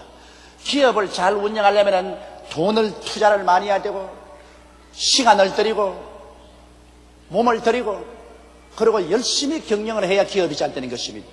그런데 성경에는 어린 자녀가 바로 하나님이 여러분과 나에게 주신 기업이라고 말하셨습니다. 이것은 인간으로 생각할 수 없는 말인 것입니다. 그러므로 기업을 돌보듯이 우리는 시간을 투자하고 물질을 투자하고 몸과 마음을 투자하고 열심히 경영해서 자녀를 키우라는 것입니다. 이 세상에 사업하는 것처럼 자녀도 꼭 그와 같이 정성을 들이라는 것입니다. 그렇게 해서 기업을 잘 운영해 나가면 기업은 반드시 이윤을 얻어서 우리 생활을 복되게 합니다. 기업이 잘못되면 완전히 파산하지만 기업을 잘 운영하면 그곳에서 과실을 얻어 우리의 생활이 윤택하게 되는 것처럼 자녀들을 잘 돌보면 하나님께서는 인생에 준 기업으로서 자녀를 통하여 부모와 가정에 큰 축복을 받게 되겠다는 것입니다. 그건 부단 장차 물질적인 축복을 받는 것만 아니라 정신적으로 생활면에서 큰 축복의 원천이 된다는 것입니다. 이러므로 여러분, 오늘 우리가 기르는 이 자녀들은 하나님이 우리에게 주신 산업이요 우리의 기업이라는 것을 잊지 말고 이 세상 돈벌이에만 관심을 기울이지 말고 자녀를 기르는 것도 돈벌이 하는 것과 똑같은 하나님이 주신 기업이라고 생각하고 우리는 마음을 다하고 정성을 다하고 물질을 투자하고 시간을 투자해서 자녀 양육에 힘을 써야 될 것입니다. 성경에는 자녀는 하나님이 주신 상급이라고 했는데 여러분, 상급을 받으면 기쁨과 만족이 다가오는 것입니다. 이 세상에 상 받기를 안 원하는 사람이 누가 있겠습니까? 잘 기른 어린이는 일생 부모에게 기쁨과 자랑과 만족스러운 상급이 되는 것입니다. 그뿐 아니라 성경은 어린 자녀를 잘 키워놓으면 이는 장사의 수중에 화살 같듯이 장사가 그 전통에 화살이 가득하고 활을 들고 있으면 그가 어떠한 험한 길을 걸어가도 두렵지 않고 원수가 와도 무섭지 않습니다. 왜냐하면 곧장 화살을 뽑아서 시위에 먹여 쏠 수가 있기 때문인 것입니다. 바로 자녀는 이 장사의 전통에 있는 화살 같듯이 우리가 자녀들을 잘 양육해 놓으면 이 자녀들이 세상에 살 동안에 우리에게 큰 의지가 되고 그리고 원수에게 무시당하지 않게 된다는 것입니다. 하나님께서 우리에게 주신 자녀는 하나님은 이렇게 평론을 하고 있는 것입니다. 그러므로 여러분, 우리는 자녀를 볼 때 하나님께서 우리에게 주신 귀한 선물로 생각하고 우리의 기업이요 우리의 상급이요 또 우리 장차 원수와 말할 때 무시당치 않은 전통의 화살 같다는 것을 알고서 감사히 받아들여야 되겠습니다. 오늘 자녀들을 우리는 무시하고 귀찮게 여기고 혹은 잘못 길러가지고서 자녀들이 기업이 아니라 파산이 되고 자랑이 아니라 옆구리에 가시가 되고 장차 자녀가 바로 원수가 되는 이러한 사람들이 얼마나 많은지 모릅니다. 이것은 바로 자녀를 잘못 길렀기 때문에 하나님 앞에 심판을 받는 것입니다. 그럼 우리는 우리에게 준 자녀들을 어떻게 해야 잘 기를 수 있을까요? 첫째로 우리 자녀를 잘 기르기 위해서는 먼저 자녀에게 하나님을 알도록 만들어야 되는 것입니다. 여러분, 자녀에게 옷을 잘 입히고 음식을 잘 먹이고 교육을 잘 시켰다 해서 부모의 의무를 다하는 것 아닙니다. 사람이 온 천하를 다 얻고도 자기의 목숨 하나 잃으면 무엇이 유익하리요? 사람이 자기의 목숨과 무엇과 바꾸겠냐고 말한 것입니다. 사람이 한 번 죽는 것은 정한이 있죠. 죽고 난 다음에는 심판이 있다고 말씀했습니다. 우리나 우리 자녀나 행인과 나그네와 같이 이 땅을 살다가 지나가 버리고 마는 것입니다. 그럴 때 부모의 슬하에서 예수를 믿고 구원을 받지 못한 자녀는 세상에서 아무리 부귀 영화를 많이 누렸다 할지라도 영원한 지옥불에 불타게 되는 것입니다. 그러므로 두려워하는 자들과 믿지 않은 자들과 살인자들과 행음자들과 술객들과 온갖 거짓말하는 자들은 다 불과 유황으로 타는 못에 참여하리니 이것이 둘째 사망이라고 성경은 말하고 있는 것입니다. 이러므로 부모가 아무리 구원을 받고 천당에 가 있다 할지라도 자녀들이 지옥불에 타고 있는 것을 생각할 때 그 천국의 기쁨이 부모에게 그렇게 달콤할 수 있겠습니까? 이러므로 우리는 이 세상에 있을 동안에 자녀가 예수를 믿고 구원받을 수 있도록 전력을 기울여야 합니다. 부모의 품 안에 있은 어릴 때 예수를 믿게 되는 것입니다. 사람들은 생각하기를 나이가 너무 어려서 아무것도 모른다, 예배 볼 때 시끄러우니까 다른 방으로 몰아쳐라, 쫓아내라, 이렇게 하는 사람도 있는데 그렇지 않습니다.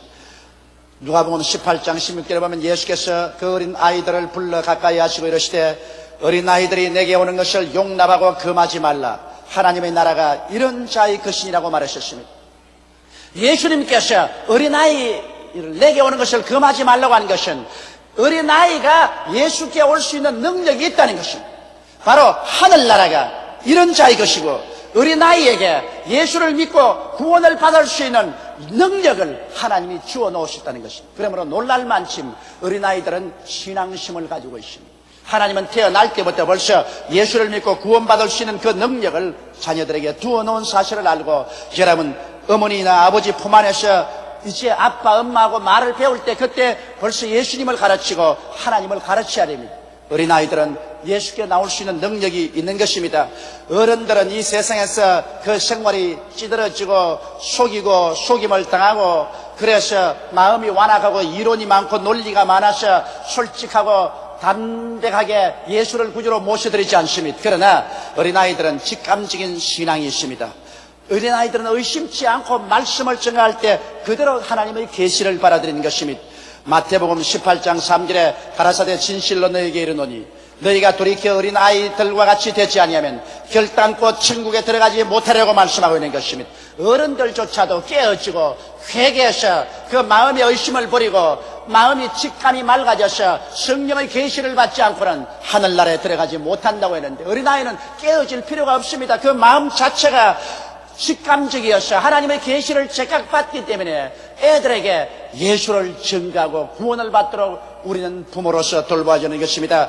또 말할 필요 없이 어른들은 자기 잘난 체하고 거만해서 체면처리고 그래서 주를 잘 믿지 않습니다만 어린아이는 겸손합니다. 자기 잘난 체하지 않기 때문에 체면처리지 아니하고 어느 곳에서나 인도를 잘 받고 구원해야 되는 것입니다. 마태복음 18장 4절에는 그러므로 누구든지 이 어린아이와 같이 자기를 낮추는 그이가 천국에서 큰 자라고 말했었습니다. 하늘나라에는 겸손한 자가 큰 자라는 것입니다. 그렇기 때문에 교회에 와서는 대통령이나 일반 서민이나 차별을 둘 수가 없습니다. 교회는 바로 하늘나라요, 하나님이 계신 곳입니다. 이곳에서 사회적인 지위가 있다고 해서 이 그드렁거리면 이 사람은 하나님께 버림을 당하는 것입니다. 교회는 와서 낮아지는 것입니다. 높은 사람일수록 더 깨어지고 높은 사람일수록 더 낮아져야 하는 것입니다. 정말 교회는 대통령이 교회에 오면 밑에 여기 앉아서 예배를 보는 게 더 좋습니다. 높은 사람일수록 낮아지면 하나님께서 축복을 주시는 것이 바로 하늘나라인 것입니다. 그런데 어린아이는 바로 그와 같은 존재입니다. 교만하지 않습니다. 어린아이들은 자기 잘난 체하지 않습니다. 이렇기 때문에 하나님께서는 어린이에게 하늘문을 열고 축복을 쏟아부어 줍니다.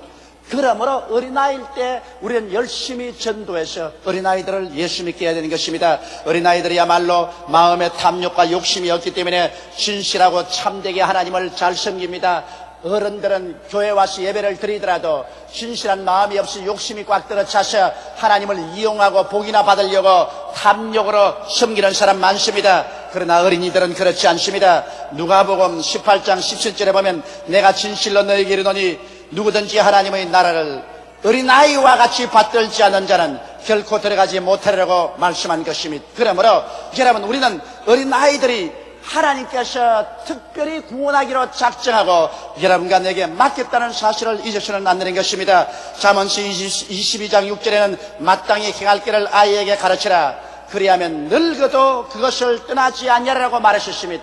어린아이는 대개 1살에서 6살까지가 그들의 사고와 인격이 다 완성이 됩니다. 그 기반 위에서 자라는 것입니다. 그렇기 때문에 어릴 때 여러분이 그 마음속에 예수를 믿게 하고 하나님을 섬기게 하면 100살이 되어도 그것을 떠나지 않습니다. 이스라엘의 위대한 지도자 모세는 그가 어릴 때 어머니 품속에서 젖을 먹으면서 하나님에 대한 것을 배우고 난 다음에는 그가 젖을 떼자 바로의 딸의 아들로서 바로 궁으로 데려가서 그곳에서 애굽의 문물을 다 배웠었습니다. 그러나 어릴 때 그에게 어머니가 심어준 예수 그리스도의 그 교훈이 떠나질 않았었습니다. 이래서 40이 될 때 민족을 개방하려고 혁명을 일으켰다가 실패하고 미디안 광야에 들어가서 80이 될 때까지 그곳에 살았지만은 어릴 때 배운 그리스도의 복음이 그 마음속에 떠나지 아니하셔 결코 80에 그런 하나님의 지시를 받고 일어나서 300만 이스라엘 백성을 애굽의 종살이에서 구출할 수가 있었던 것입니다. 여러분의 품에 있는 그 어린 자녀들에게 예수를 가르치십시오. 하나님을 경외하게 하십시오. 그러면 그들에게 물질을 주고 큰 교육을 준 것보다 여러분은 더 위대한 일을 하게 된 것입니다. 하나님을 두려워하는 것이 지혜의 근본이요 하나님을 무서워하는 것이 지식의 근원인 것입니다. 이러므로 하나님과 동행하는 삶을 어릴 때 부모의 품을 떠나기 전에 부모가 반드시 심어줄 의무가 있는 것입니다. 둘째로 여러분, 어린이들은 가정에서 교육을 받습니다. 어른들은 생각을 학교만 보내놓으면 국민학교에서 대학까지 학교에서 교육을 시켜주고 하는데 그것은 인간의 지식을 주입해주는 지식적인 교육이지 인격적인 교육은 아닙니다. 어린아이의 인격적 교육은 가정에서 다 이루어집니다. 사람이 되지 못하면 아무리 교육을 받아도 소용이 없습니다. 사람이 되어놓으면 교육은 없어도 훌륭하게 인생을 살아갈 수 있습니다. 어린아이들은 집에서 제일 먼저 말을 배워요. 여러분, 말이 얼마나 무서운 힘인지 압니까? 성경에는 내 입의 말로 내가 묶였으며 내 입의 말로 내가 사로잡힘을 받았다 했습니다. 나쁜 사람 나쁜 말하고 악한 사람 악한 말하고 더러운 사람 더러운 말하고 추한 사람 추한 말하고 고운 사람 고운 말하고 점잖은 사람 점잖은 말하는 것입니다. 그 말이 그 인격을 형성하는데 집에서 어린아이가 제일 먼저 배우는 것이 말입니다. 여러분, 성경 야고보서 3장 2절로 6절에 보면 우리가 다 실수가 많으니 만일 말에 실수가 없으면 곧 온전한 사람이라 너희 온 몸도 굴레 씌우리라. 우리가 말을 순종케 하려고 그 입에 재갈을 먹여 온 몸을 억하며 배를 보라 그렇게 크고 광풍에 밀려가는 것들을 지극히 작은 키로 상공의 뜻대로 운전하니 이와 같이 혀도 작은 지체로 돼 큰 것을 자랑하로다. 보라 어떻게 작은 불이 어떻게 많은 나무를 태우는가. 혀는 곧 불이요 불의의 세계라. 혀는 우리 지체 중에서 온 몸을 더럽히고 생의 바퀴를 불살하니 그 살아있는 것이 지옥불에서 나느니라고 말씀하고 있는 것입니다. 사람은 혀를 통해서 위대한 인생을 살 수도 있고 혀를 통해서 자기를 지옥불에 태워버릴 수도 있다고 성경은 말하고 있는 것입니다. 이러므로 어린아이가 가정에서부터 벌써 말을 배운다는 것은 가정에서 그 인격이 형성된다는 것을 말하는 것입니다. 가정에서부터 어린아이들에게 얌전한 말, 좋은 말, 고운 말, 아름다운 말을 가르쳐서 그 인격이 순화되고 훌륭한 인격자로 성장시키게 하는 것은 바로 부모님들이 해야 될 책임인 것입니다. 어린아이들은 가정에 있을 때 벌써 삶의 가치관이 확립됩니다.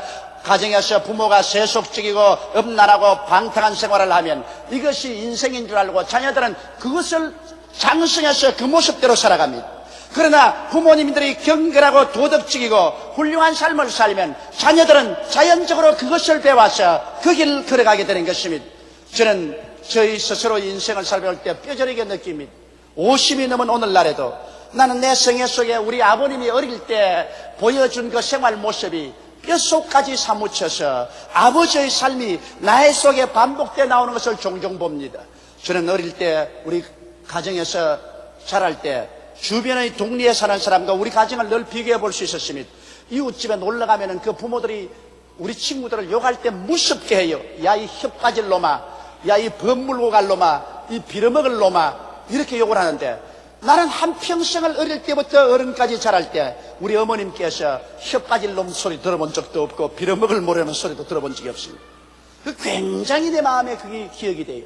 그리고 이웃에 보니까 아버지가 술을 먹고 와가지고서 집에 와서 어머니를 때리고 살림을 깨고 하는데 저는 한평생 저희 아버님께서 술 취한 것을 본 적이 없고 담배를 입에 물고 다니는 건 못 보았었습니다. 또 세상에 나가서 방탕한 것을 못 보았었습니다.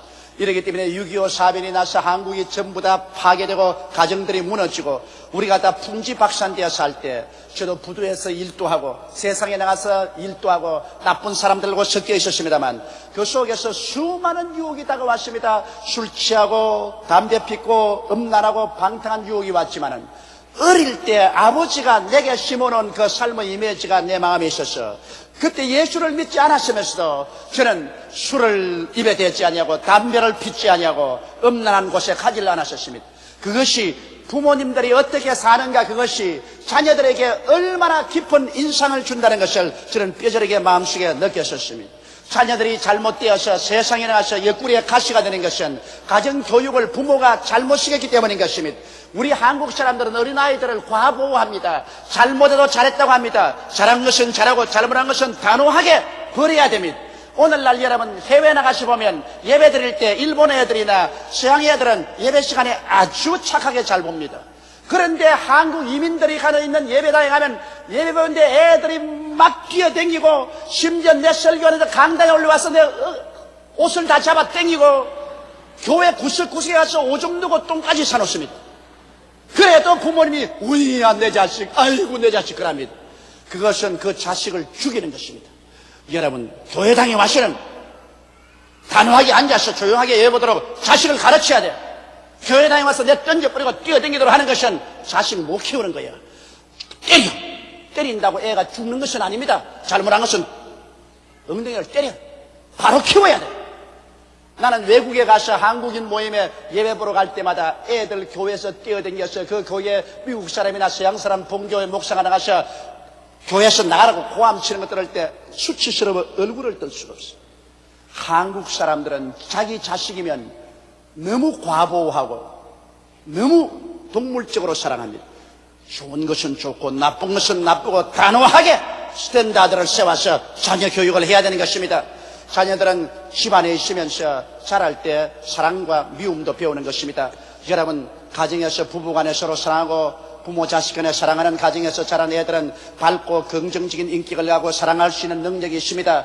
그러나 집안에서 부부간에 늘 싸우고 아버지가 엄해서 자식들을 욕하고 때리는 이런 가정에 자란 애들은 늘 마음이 불안하고 억압 감정이 있어 사람들 앞에 서서 말도 잘 표현하지 못합니다. 마음에 늘 의심이 있고 반항이 있으며 삐뚤어진 인격을 가지고 사랑할 줄 모릅니다. 이러한 사람들이 장차 결혼해서 부부간에 원만한 생활이 안 되고 자식을 잘 길러내지 못합니다. 오늘날 사회적으로 거대한 무리를 일으키는 사람들은 대개 그 어린 자랄 때 부모 없이 자랐거나 깨어진 가정, 불행한 가정에서 미움을 가지고 자란 사람들이 그러한 문제가 되는 것입니다. 이러므로 가정에서 자녀들이 사랑을 받고 사랑할 수 있고 사랑 가운데서 자랄 수 있도록 하는 것은 부모의義務요 책임인 것입니다.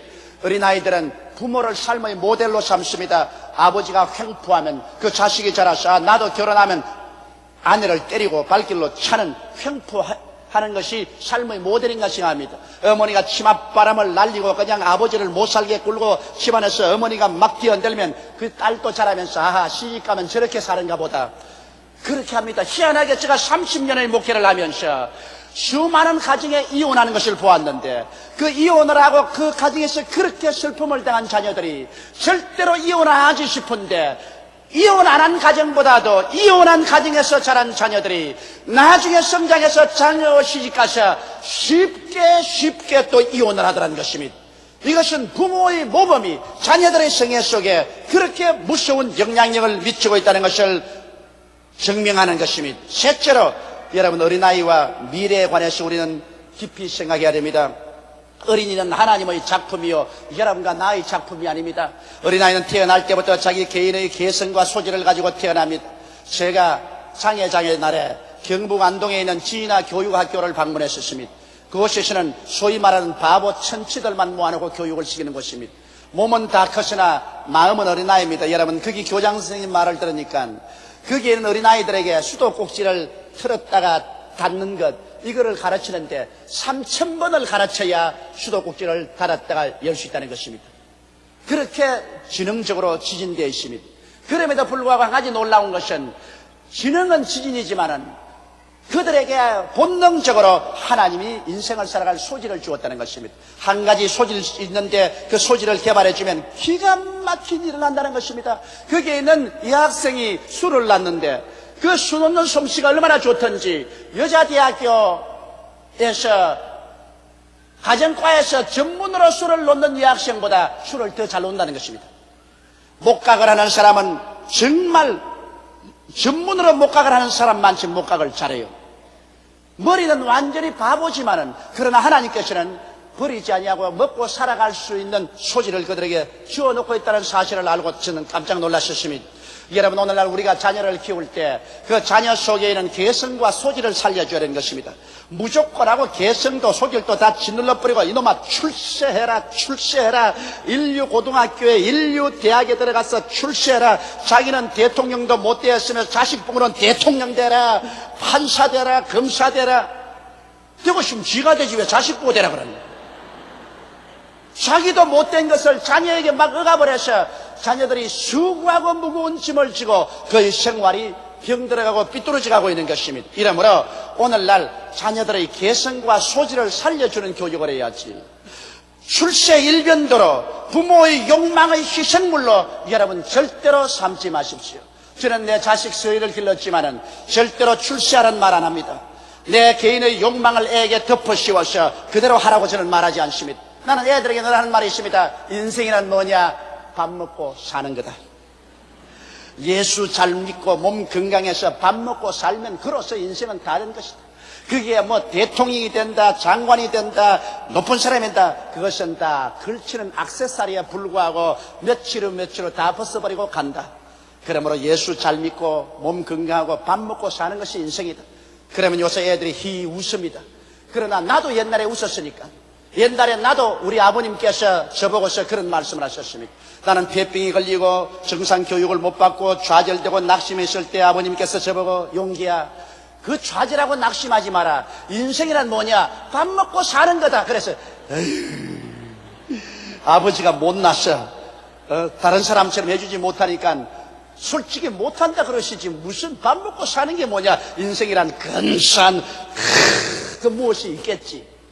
그런데 50을 살아온 저도 인생 살아온 것을 살펴보니 밥 먹고 사는 것밖에 아무것도 없어. 그래서 저도 애들 갖다 놓고 야 임마, 하나님 잘 믿고 몸 건강하면 제일이다. 밥 먹고 사는 것이다. 애들 그렇게 괴롭히지 마십시오. 인생은 밥 먹고 사는 겁니다. 그래서 그들 속에 있는 소질을 살펴주십시오. 그것을 개발시켜 주십시오. 자녀들을 못한다고 좌절하고 낙심시키지 마십시오. 나는 에디슨 어머니를 존경합니다. 에디슨이 국민학교 갔을 때 국민학교 여선생이 애들에 가르쳤습니다. 하나 보태기 하나는 둘이다. 다른 애들은 하나 보태기 하나는 둘이었는데 에디슨 선생님, 어떻게 하나 보태기 하나가 둘입니까? 그것은 하나 보태기 하나는 둘이 될 수 있고 하나 보태기 하나는 하나도 될 수 있습니다. 그게 무슨 말이냐? 고양이 보태기 쥐는 고양이가 쥐를 잡아먹어버리기 때문에 하나밖에 안 남습니다. 그러니 어떻게 하나 보태기 하나는 반드시 둘이 됩니까? 하나 보태기 하나는 하나가 될 수도 있습니다. 선생이 하도 기가 막히고 얘는 바보라고 생각하고 부모를 불러서 얘 바보는 못 가르친다고 그랬습니다. 그때 그 어머니가 우리 아이는 바보가 아닙니다. 우리 아이는 창조적인 두뇌가 투철합니다. 어머니가 그 아를 좌절시키지 않고 소질을 개발시켜서 역사상 최대의 발명왕을 만들어 놓은 것입니다. 여러분의 자녀가 세상 사람 보기에는 바보 같지만은 그러나 하나님은 그들에게 다른 사람이 갖지 않은 소질을 넣어주고 있다는 것을 아시기를 바랍니다. 이 숨은 보화, 이 숨은 소질을 개발해서 살려주십시오. 그래야만 그 아이들이 그 소질을 가지고 위대한 일을 할 수가 있습니다. 나는 필라델피아에 가서 미국의 큰 석유광을 보았었습니다. 원래 그것은 석유를 캐는 곳이 아니었습니다. 목장이었습니다. 그 목장 주인이 목장을 경영하는데 풀이 잘 나지 않고 그게 흐르는 시냇물이 석유기름이 같은 것이 둥둥 떠가지고서 소가 물을 마시지 않아요. 시커먼 금댕이 흘러내려요. 그런데 이 사람이 목장이 잘 안 되니까 카나다에서 석유를 파는 사촌 동생에게 편지를 냈습니다. 나 석유 파는 곳에서 기술자로 일하게 해달라. 그래서 사촌 동생의 지도를 받아서 열심히 책을 사서 읽어서 석유 시추의 전문 기술을 배웠습니다. 그래서 그 농장은 아주 값없이 흔하게 팔아버리고 자기는 카나다로 옮겨가는데 그 농장을 새로 사온 사람이 왜 풀이 안 자랐나 싶어서 땅에다 코를 대고 냄새를 맡아보니 석유 냄새가 나거든. 그런데 금댕이 흘러오는 그 금댕을 전부 모아서 불을 찔러보니까 불이 활활 타거든. 이 희한하다. 석유 수취회사에 부탁해서 시추를 해보니까 그 농장 전체가 기름 위에 떠 있어요. 아예 기름을 발견해서 일시에 거부가 되었습니다. 그 농장을 팔고 간 그 사람은 아마 이 소식을 들었으면 자기 명예에 못 죽었을 것입니다. 얼마나 마음이 놀랐겠습니까? 어린아이는 이 숨은 보화와 같습니다. 여러분께서 이 보화를 잘 찾아내면 그 속에 감추인 위대한 보화가 숨어 있습니다. 나는 내 동창 가운데 정말 그림을 잘 그리는 동창이 있었습니다. 그가 연필로 한번 이렇게만 하면은 무엇인지 아름다운 그림이 되어 나와요. 저는 그림을 어릴 때부터 너무너무 못 그렸었습니다. 지금도 기억나는데 일본 선생이 우산 쓰고 가는 애를 그리라 그러는데 도화지를 이거만한 곳에 왜 그런지 몰라도 요 구석에 요거만하게 우산 쓰고 가는 애를 그렸습니다. 그 선생님이 날 불러서 야 이 사람아 이렇게 큰 도화지에 왜 가운데 안 하고 여기다가 이렇게 딱 해놨다고. 그래서 나도 뒤에 좀 붙고 싶어가지고 뭐 맛있는 걸 갖다가 그 친구에게 주면은 친구가 쓱쓱쓱 그려놔도 거기 뒤에 갖다 붙어요. 그런 애인데 우리가 고등학교 졸업 맞는 해였었습니다. 나는 뭐 폐병 걸려서 정상 교육도 못하고 나는 내 마음속에 집을 떠나기로 각오를 했었습니다. 왜냐하면 저는 원래부터 말을 잘했어요. 학교에서 이야기 시간에는 제가 나가야 이야기가 돼요. 그래서 들은 이야기도 하고 밑이 없으면 내가 만들어도 이야기를 합니다. 그래서 내 생각으로는 나는 변호사가 되든지 정치인이 되든지 그렇게 돼야 되겠다. 말하고 살아야 되겠다 생각했는데 목사가 될 줄은 꿈에도 몰랐었습니다. 그래서 내가 그 형제를 보고 너 집에서 달아나라. 집에서는 장사를 하라 그러는데 너 상업학교 들어가서 장사를 하는데 그는 미술을 해야 살겠다는 것입니다. 그게 자기 특기고 소질이라고. 그 겁내지 말고 달아나라. 나는 보따리 차고 달아나기로 결심했다. 나는 그래서 사실 집에 들어와서 보따리 사고 난 집을 떠나버렸지만은 걔는 그런 용기가 없었습니다. 이제 50이 되어서 요 사이에 내가 만납니다. 그는 조그마한 회사에 지금 직장을 가지고 있는데 지금 날 만나면 말할 수 없이 탄식을 합니다. 내가 그때 너 말 듣고 달아나서 미술 공부를 했으면 내 소질에도 맞고 취미에도 맞고 직업도 되고 얼마나 행복하게 살았을까. 나는 잃어버린 인생, 잃어버린 기회를 가지고 오늘 50이 넘었어야 가슴을 치고 산다고 그렇게 말을 합니다. 아마 그 사람 미술계로 나왔었으면 한국에서 손꼽는 미술가가 되든지 상업 미술을 하는 사람이 되었을 것입니다. 이와 같이 여러분의 자녀들이 장차 가슴을 치고 통곡하며 살게 하지 마시고 어릴 때 숨은 보화를 부모가 개발해 주어서 자기의 소질과 취미와 직업이 맞도록 살게 해 주시기 바랍니다. 그렇게 하면 그들이 두고두고 행복한 인생을 살아갈 수가 있는 것입니다. 오늘날 우리 자신은 우리 자녀들에게 무관심하고 사는 동안에 우리 자녀들은 그들의 생애 속에 잡초가 무성해지고 마는 것입니다. 하나님이 주신 기업이요 상급이요 하나님이 우리에게 주신 전통의 화살인 이 자녀들을 우리는 열심으로 그리스도 안에서 구원을 하고 가정에서 잘 가꾸어서 하나님 앞과 사람 앞에서 부끄럼 없는 귀한 자녀로 세울 수 있는 여러분이 다 되시기를 주의 이름으로 축원합니다. 다 같이 고개 숙여 기도드리겠습니다. 전능하신 하나님 우리 아버지, 우리는 다 한때 유약한 어린아이들이었고 우리 부모 밑에서 자랐습니다. 또 우리는 우리에게 맡겨진 자녀들을 키우고 있습니다. 또 우리는 하늘과 땅을 지으신 하나님 아버지의 자녀들입니다. 내 아버지 하나님이시여, 이제 어린이 주간 또한 부모님들을 공경하는 어버이 주간에 우리들은 어린이들을 어떻게 키우며 어떻게 가정을 만들어야 나갈지를 깊이 생각해 보게 도와주옵소서. 하나님 우리 아버지여, 그래서 우리에게 맡겨진 자녀들이 하나님을 경외하고 도덕적 인격적으로 우김살이 없는 훌륭한 자녀로 성장해 나갈 수 있도록 도와주옵소서. 우리 주 예수님 이름으로 기도드리옵나이다. 아멘.